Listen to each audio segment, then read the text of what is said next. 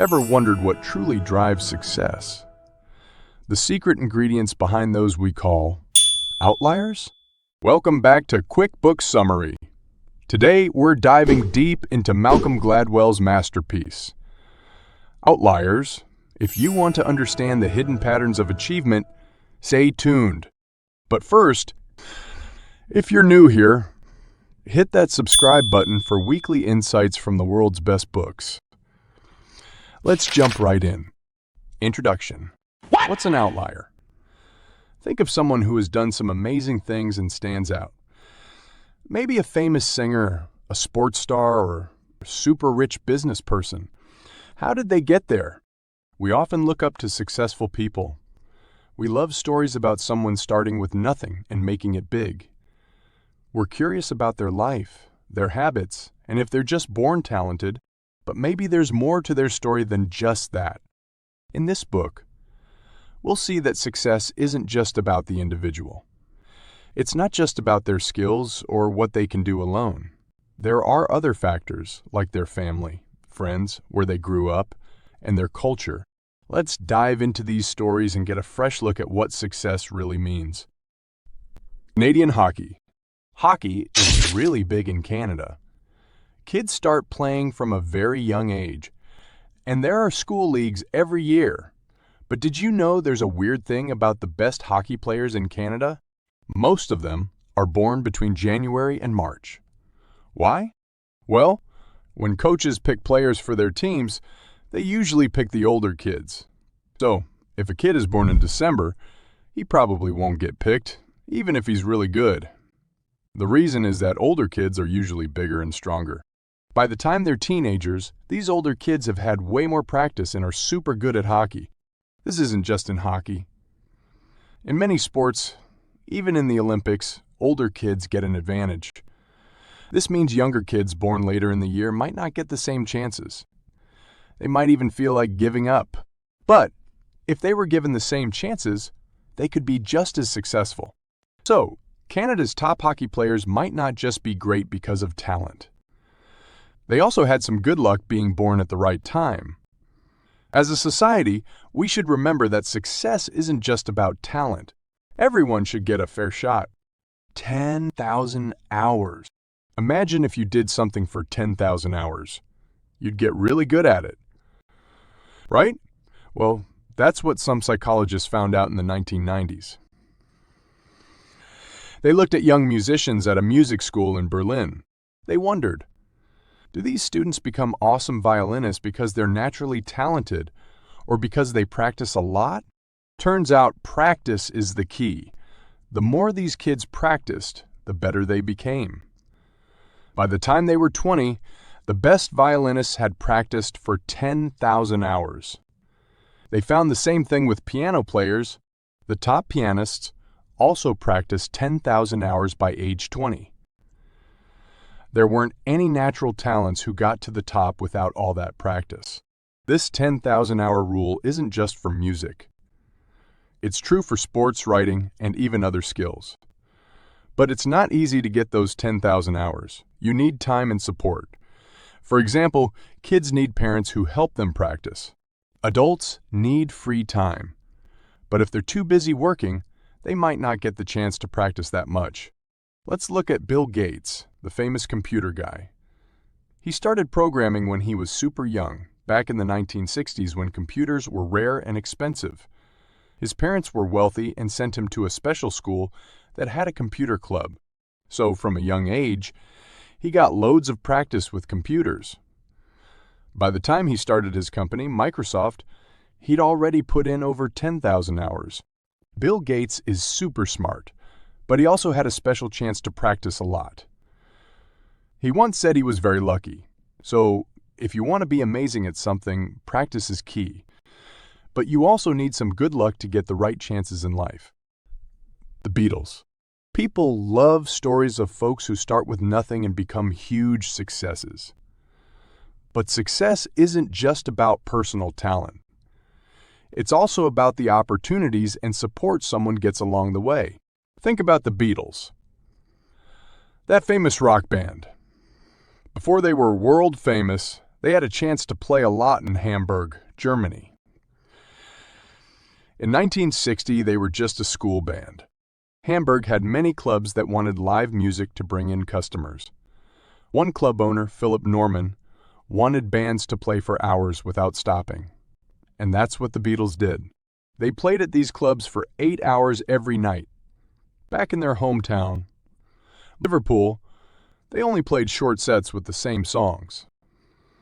But in Hamburg, they had to mix it up. They played different styles, from rock to jazz, because they had to entertain the audience for so long. In just 18 months, the Beatles played 270 nights in Hamburg. By 1964, when they got super popular, they'd already performed live 1,200 times. That's a lot more than most bands. This constant playing in front of live audiences made them really good. So, the Beatles didn't just become great on their own. Hamburg gave them a special chance to practice and get better. Because of this experience, they stood out from other bands. As Philip Norman pointed out, the time in Hamburg transformed the Beatles from an okay band into an amazing one. Carnegie, Morgan, and Rockefeller. Here's a fun fact. Historians made a list of the 75 richest people ever, from ancient times till now. All around the world. Shockingly, 20 of these super rich folks were from one generation in America. Andrew Carnegie, J.P. Morgan, and John Rockefeller are some names on that list. Carnegie was born in 1835, Morgan in 1837, and Rockefeller in 1839. 11 other super-rich Americans from that list were born between 1830 and 1840. Why did so many from this period become super rich? Well, between the 1860s and 1870s, America's economy changed big time. Wall Street grew. Steel started being made and railroads were built. The country moved from an old-style economy to a modern one. The richest ones from that list were at the perfect age when this big money change happened. If they were born in the 1840s, they were too young. If in the 1820s, they were too old. But people like Carnegie, Morgan, and Rockefeller were just the right age. They got to make the most of America's big growth. Sure, these guys were smart and had big dreams. But like star athletes, they also had a lucky break. They were in the best place at the best time to become the kings of money and industry. Bill Gates and Steve Jobs. Here's a simple story about two big names from Silicon Valley. In 1975, a game changer called the Altair 8800 computer came out. Before this, computers were huge and super expensive, but the Altair 8800 was different. It was affordable at $397, and you could use it at home. This kicked off the personal computer age. Now, let's talk about age. If you were too old or too young in 1975, you'd miss out on this computer change. If you were born after 1958, you were probably still in school. But if you were born before 1950, chances are you were working for a big company like IBM. In 1975, IBM was already big and making lots of money from their large computers. Older folks were happy working there and making good money, but they missed the new computer wave. But those born around 1955 were just right. They were fresh out of college in 1975 and ready to jump into the new computer world. And guess what? Bill Gates and his buddy Paul Allen, who both went to the same school, were born in 1955 and 1956. They started Microsoft together. Then, there's Steve Jobs, born in 1955. He wasn't rich like Gates. He was adopted and grew up in the heart of Silicon Valley. As a kid, he was surrounded by tech people, went to tech talks, and even got parts from tech flea markets. Fun fact: at 12, Steve found the phone number of a big tech boss, Bill Hewlett, and called him just to get some parts. Not only did he get the parts, but he also got a summer job. This doesn't mean everyone successful in the U.S. was born in 1955, but many had a lucky timing. They grew up when hard work met great opportunities. It wasn't just about their hard work. The world around them helped them shine. Asians and math. Why do many Asians do so well in math? While there might be many reasons, one major factor is deeply tied to their culture. Their way of naming and counting numbers is simple and logical, which gives them an advantage. In Chinese, the words for numbers are short. For instance, 7 is qi and 4 is I. Compare this to English, 7 and 4. Since Chinese number words are brief, they're quicker to say and easier to remember. In English, we count 11, 12, 13, but then we jump to 16, 17, and 18. Why not 1-teen, 2-teen, and 3-teen? In languages like Chinese, Japanese, and Korean, the counting system is logical. 10, 1 for 11, 10, 2 for 12, and so on. This makes math easier. For example, to add 3722, English speakers have to change words to numbers. But for Asians, they can just think 3, tens, 7 plus 2, tens, 7 plus 2, tens, 9. This number system is straightforward. It helps Asian kids grasp counting and calculations faster than many Western kids. Even fractions are clearer. In English, 3/5 is 3/5. In Chinese, it's like saying out of 5 parts. Take 3. It's easy to understand just from the words. In English, for numbers above 20, the tens part comes first. 21, 22. But for the teens, it's reversed, like 14, 15. This can confuse Western kids early on. They might feel like math doesn't always make sense because of these language quirks. Having a clear and logical number system means many Asian children might find math more enjoyable and easier. The edge is in the way they express numbers. It's tempting to think Asians are just naturally good at math. But the differences in how East and West talk about numbers suggest that culture also plays a big role in being good at math. Rice paddies. The Chinese have a long history with rice farming. They've been at it for thousands of years, and their methods have spread across Asia. But growing rice isn't easy. It's way more complicated than farming wheat. Here's the thing. To grow rice, farmers create rice paddies, which are essentially waterlogged fields. These fields need a steady water supply, so farmers dig channels for water to flow. Then, they plant rice seedlings in the mushy mud. And instead of chemical fertilizers, they use natural stuff like human waste. Growing rice is a group effort. Families, friends, and neighbors come together to plant and later to harvest. Now, imagine a rice paddy size. It's about as big as a hotel room. A typical farm might have 2 or 3 such paddies.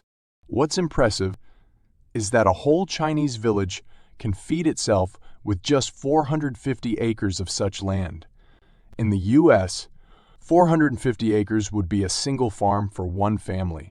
This highlights a big difference between East and West. In places like the American Midwest, farms are massive because they use machinery. This means less human labor, but more production. In contrast, many Asian farmers don't have machines. To get the most out of their small plots, they pour in extra hours and care, ensuring they get the best rice. European farmers have another advantage: winter breaks. When it's too cold to farm, they relax. A historian, Graham Robb, pointed out that in places like 19th century France, farmers had a rhythm of short work bursts followed by lots of downtime. But for Chinese farmers, no breaks. When they're not farming, they're crafting bamboo items or making food like tofu. So they keep busy year-round. Once spring arrives, they're back in the fields before sunrise. Believe it or not, rice farming is about 20 times tougher than growing crops like corn or wheat. These farmers might spend up to 3,000 hours a year on their paddies. You can see their dedication in Chinese sayings like, "In winter, the lazy man freezes to death," or "Don't wait for heaven to drop food. Work for it." This is a stark contrast to sayings from other cultures like the Russian, "If God doesn't send it, the earth won't give it." So, what do rice paddies tell us? They showcase the incredible work ethic of many Asians. This determination helped them overcome challenges from nature to poverty. It's a testament to their resilience and a cultural trait they carry everywhere. Conclusion: success isn't just about having a natural gift. It's about the right chance to nurture and develop that gift. Our background, the environment we grow up in, plays a big role in shaping us. It's tempting to attribute someone's success solely to their personal qualities, but we shouldn't overlook the influence of their culture and upbringing. These tales of achievement remind us to harness our unique advantages and opportunities. With hard work and the right conditions, we too can stand out and make a difference. Success is a blend of talent, opportunity, and relentless effort.